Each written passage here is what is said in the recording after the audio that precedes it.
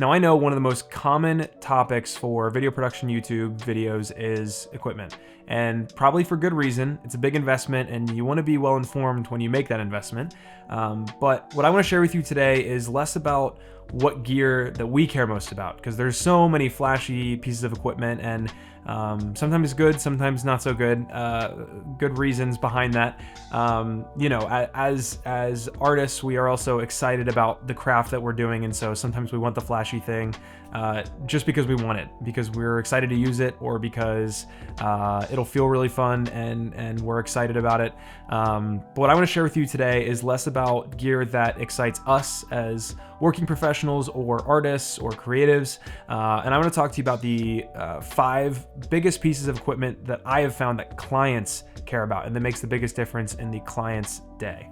Again, there are a lot of things that contribute to the show of filmmaking, but I think that there are some really important and crucial and impactful tools that you can pick up today that would really make a difference in the way that you interact with your clients and the experience that your clients have when working with you. The first of these is going to be a director's monitor. Now, I have the Hollyland Pyro 7, and I've actually got 2 of these. One of them lives on my camera as my on-camera monitor, and the other one is kind of built out in this little portable director's monitor kit. Antennas go on the top, V-mount battery goes on the back, and then we've got a full-on director's monitor that I can just hand off to whoever. I also have a little quick release plate that if I want to put it on a stand, I can do that, so it's more available for everyone to see.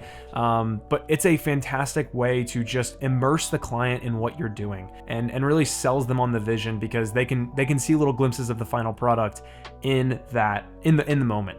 And obviously there's a little bit of drawback to this if you get in a situation where you've got too many cooks in the kitchen.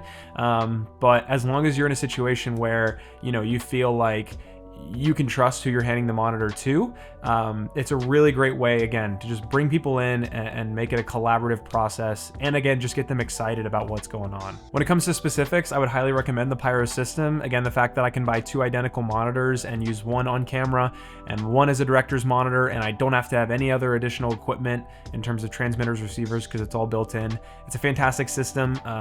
Pretty low latency in terms of a system at that price point. Otherwise, you're looking at upwards of $3,000, $4,000, $5,000 for wireless, but for a system that is about $1,000 total, it's fantastic. It's just a really well meshed system that works fantastic and comes in at a great price point. The next piece of gear that I'm going to talk about is going to be a little bit interesting, because in a way they're opposites. I'm going to talk about 2 things together and it'll make sense in a second. I'm talking about lenses, and the reason why it's 2 opposites that I'm talking about together is that I think that there is equal appeal to both. I'll talk about zoom lenses first, because I think that overall you're going to find that more clients value the speed of zoom lenses than they do the look of prime lenses. Efficiency continues to become more of the name of the game in the filmmaking world, and if you are able to move efficiently, most clients are going to be really, really happy with that. It's one of those things where, as much as I'd love to shoot more things on primes, if I'm moving around, I've had a few jobs recently where I'm working in schools and I don't have the ability to walk around with an entire case of prime lenses and swap them out when I want different shots. The zoom just has to do. And so to be able to get, the entire range of 24 to 70, you get 24, 35, 50, and 70 all in one lens. It's just so versatile. And there are zoom lenses that are even crazier ranges than that. The 35 to 150 is insane. I've considered picking one of those up for more of those kind of run and gun scenarios. But just the ability to get such a wide variety of shots, to get your whole coverage of wide, medium, tight, and everything in between with one lens. Clients really value that speed and efficiency, and it's something that has saved my butt a lot and been appreciated a lot of how quickly I'm able to move. Now again, the flip side to that is prime lenses. There have been times where I'm setting up interviews for higher end corporate clients, and I'm working with a production company and they ask me, hey, can we get a more shallow depth of field? And so I swap out for a prime, because I've been on a zoom for efficiency's sake, but I swap out to a prime and they love the look. They're really excited about how shallow the depth of field is, how blown out the background is. Obviously you don't want to shoot everything wide open, but that's a look that some people go for. And I've used it myself, and I sometimes use it. I'm using it right now for this vlog. I'm on a 20 millimeter lens, and this it's at 1.4, completely as shallow as possible, and it looks great.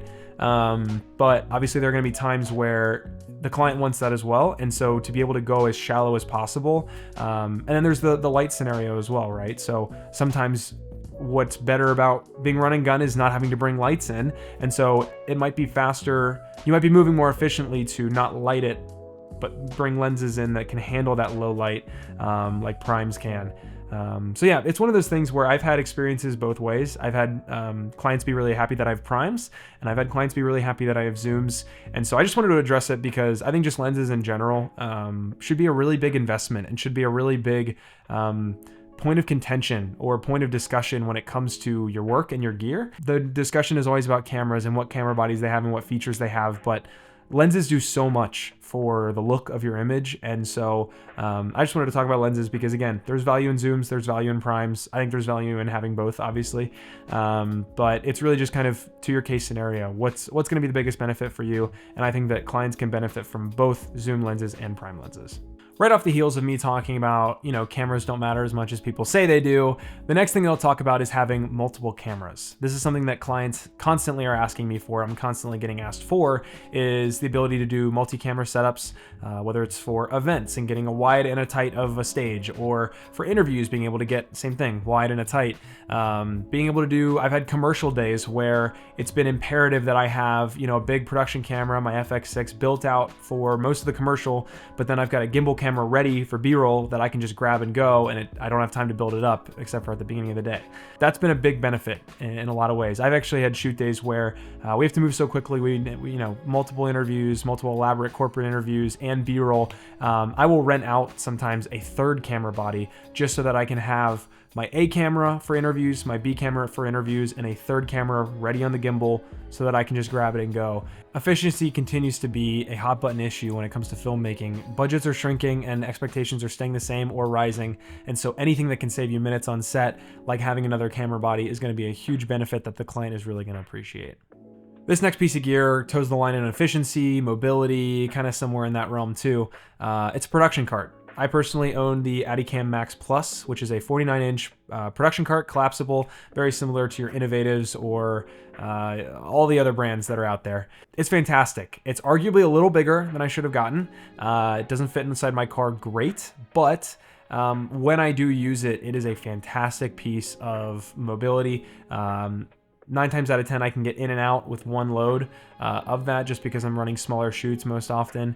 But then the ability to have a mobile workstation. I mean, it really is a fantastic way to isolate your equipment or consolidate your equipment. I mean, I'm not taking up a bunch of their space. I'm not eating away at their corners or, spreading out and exploding everywhere. Everything's consolidated. I've got my own workstation. I don't take over your tables.